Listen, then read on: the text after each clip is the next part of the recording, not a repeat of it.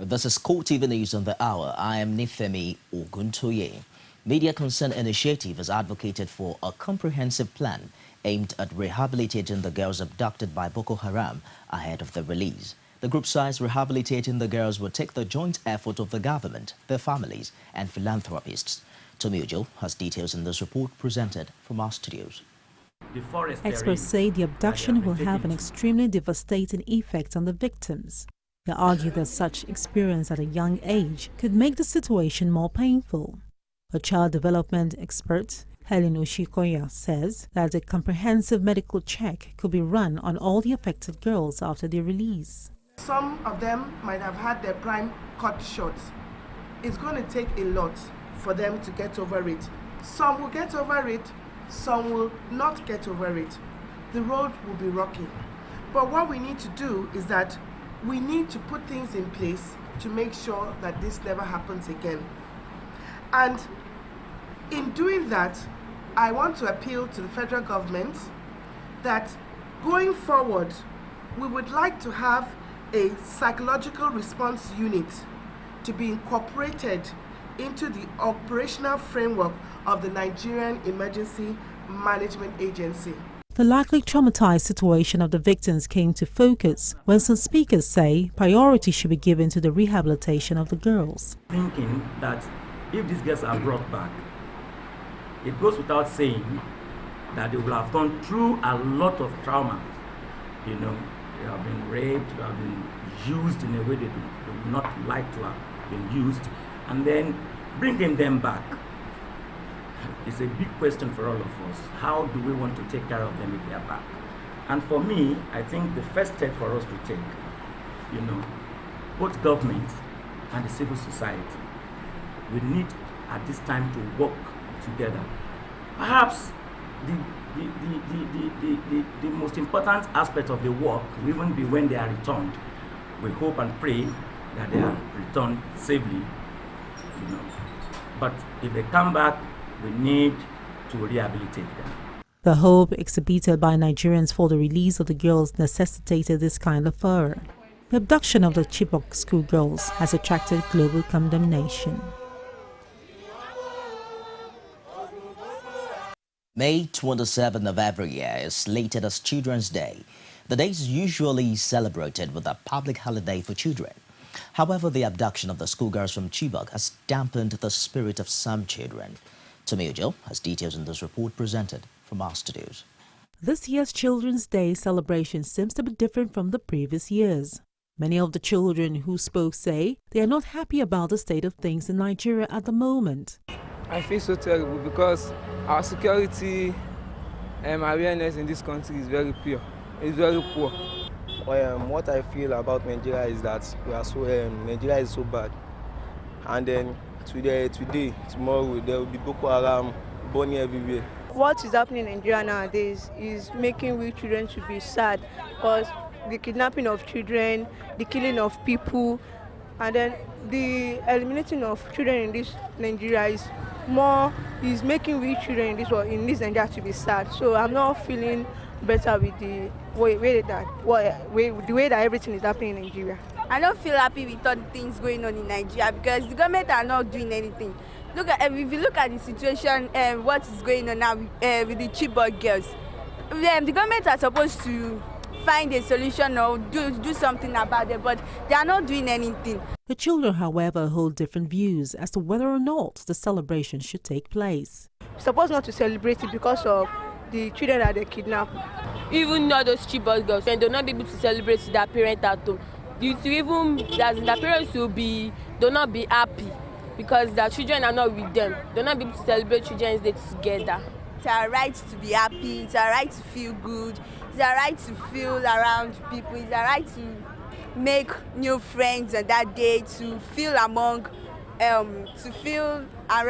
people, to know that truly meant for children and it's a special day for us. The hearts of many of these Nigerian children seem to be grieving from the abducted schoolgirls and many attacks carried out on the schools in the northern Nigeria. Away from that, the trade blame that emanated from the Labour Party rally held in Ikere Ekiti rages on. The All Progressives Congress has accused the police of conniving with other political parties to attack their members. Rashid has details. The leadership of the All Progressives Congress has alleged that the Labour Party is masterminding violence capable of discrediting the forthcoming governorship election. However, the Labour Party dismissed the allegation as baseless. If this were allowed to continue, the coming election might witness a violence of serious dimension that may go a long way in aborting the aim and objective of the 2014 gubernatorial election in Ekiti. There have been a series of attacks, unprovoked attacks from APC on our own party. I don't know why they are that bitter. So up to now, I still find it so difficult to know where the bitterness is coming from. Well, I keep wondering, maybe because most of us left APC for Labour Party. But the All Progressives Congress say the attack on the Commissioner for Arts and Culture, Ronke Okunsanya, in F1 is a reliable fact. The APC leadership accused the police of complicity and connivance with the opposition to unleash terror on its members. It amazes us that even the police, security outfits, the civil defense, they are now involved. Because some of the shootings were done by the police and civil defense. Now, and a ruling party for that matter now says police is aiding and abetting an opposition. The police is directly accusing the police. Then I can say it is most unfortunate and most irresponsible for that type of statement to have been made against the police. The Director General of Fayemi Campaign Organization, Bimbo Daramola, says opposition parties are planning to use improvised explosives to bomb some targeted facilities of the APC.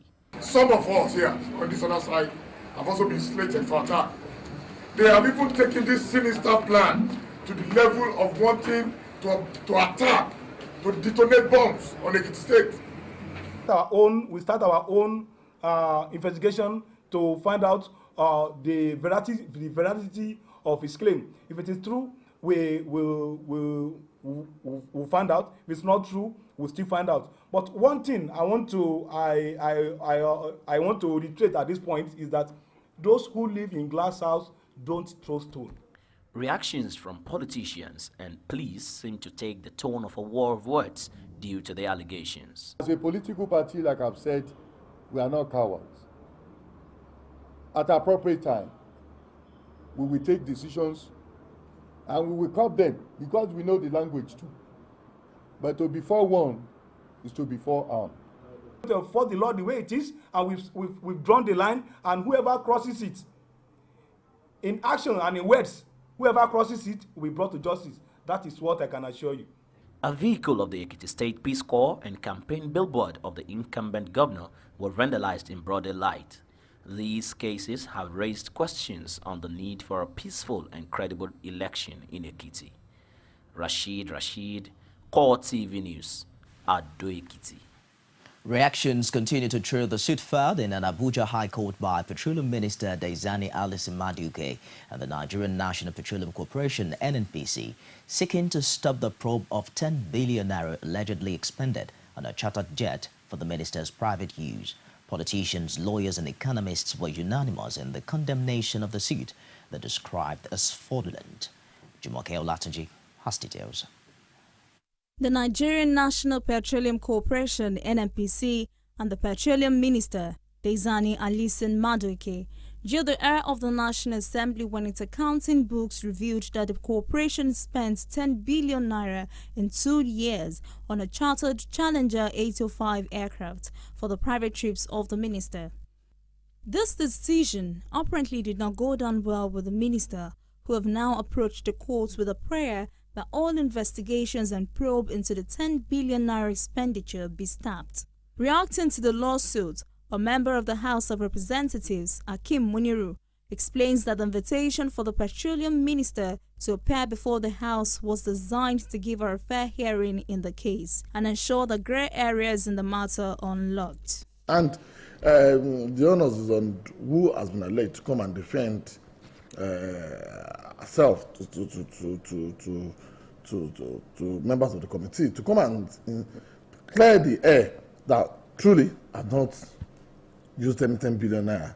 Oh, indeed, I've used 10 billion naira, but appropriated for. Or indeed, in the line of my job, nobody is casting aspersions or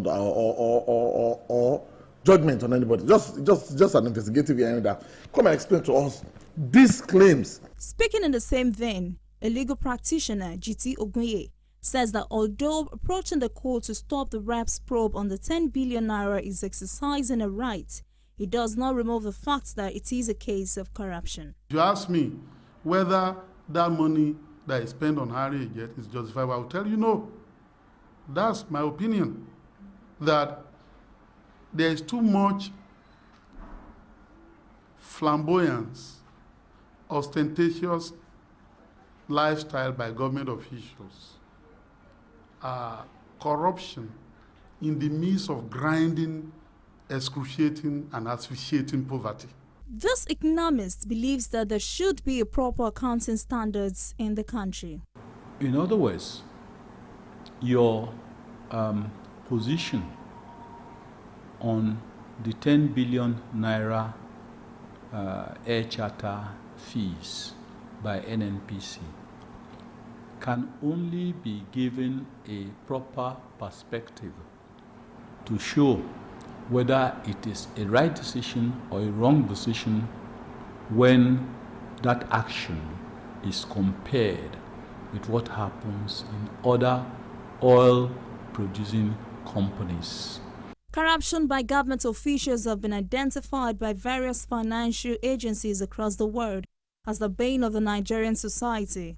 Many of our anti-corruption agencies have been shown to be weak in prosecuting the war on graft. This case is a litmus test for the Nigerian judiciary. The whole world waits to see if it will actually stop Nigerian lawmakers from probing into an outrageous expenditure by a 7th minister. Olajumoke Olatunji, CoreTV News, Lagos. Update on Ukraine politics is next after this break. CoreTV News presents a platform with presence in over 30 states of the Federation. Be sure to be heard. For live coverage of events, we have the capacity to deliver from anywhere in Nigeria and beyond. Contact us now on 0803-471-8550 or 0803-724-9733, 014-533-407. Our 24-hour news station. Glad to have you back. For more information on our news and other programs, visit us on Facebook page at www.facebook.com/CoreTV, as well as follow us on Twitter at CoreTV News NG. You get to watch previous and current edition of our news and programs on YouTube now. It's youtube.com/CoreTV, leave space and news. International observers said that Ukraine's presidential election largely upheld democratic commitment and provided the new leader with the legitimacy needed to tackle the country's separatist insurgency.